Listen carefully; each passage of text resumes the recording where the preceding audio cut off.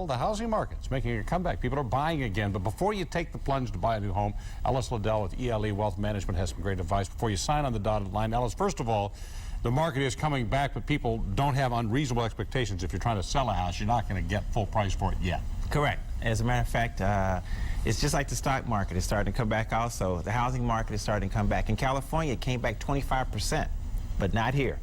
So keep in mind, you're still underwater in some cases. Okay, let's talk about if you're trying to buy the house, then what should you be looking for? What kind of decision should you make? I think that right now there are phenomenal opportunities out there for short sales. So you want to consider short sales if you're a buyer. Of course, if you're a seller, you want them to pay full price.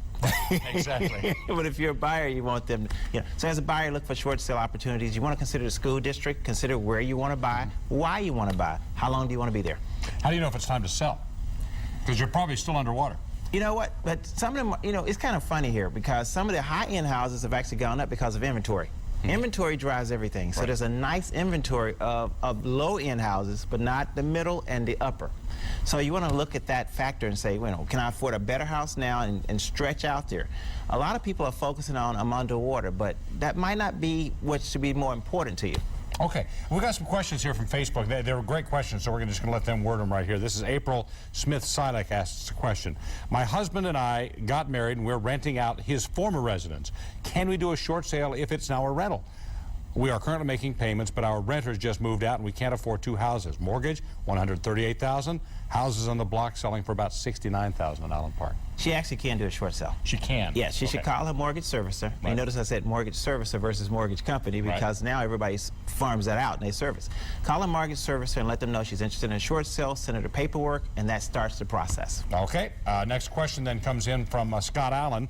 My home in Macomb County has lost 40% of its value since I bought it 13 years ago. Welcome to that club.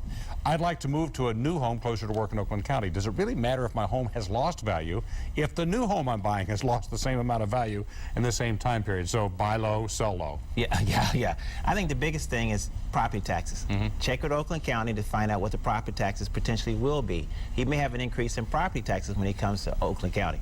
That's his biggest concern is the cost of moving to the next level. And some people get fooled and they don't consider some of these extra costs after the cost of the house itself. Yeah, and keep in mind, just because it's a short sale doesn't mean the county has to honor that and give you that current price. In other words, you're buying a $150,000 house that used to be $300,000. So you got a 50% off. Right. No, the county may not think that. But the county thinks you still own $300,000 value, right? Okay. Did we have one more?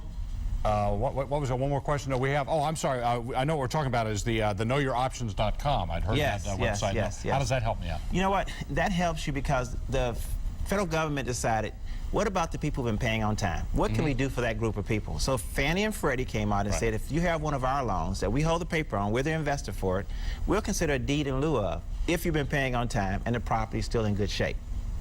So if that's a criteria, then you want to call your mortgage servicer again and find out whether it's a Freddie or Fannie mortgage. If that be the case, then you want to consider deed in lieu of if you want to move out and go to another property. All right. Ellis Liddell with ELE Wealth Management, as always, thank you for coming in and helping us out here. All this information, by the way, is on WXYZ.com. So if you missed any of it, all your contacts are right there, so we hope to help you out. We'll be right back, okay?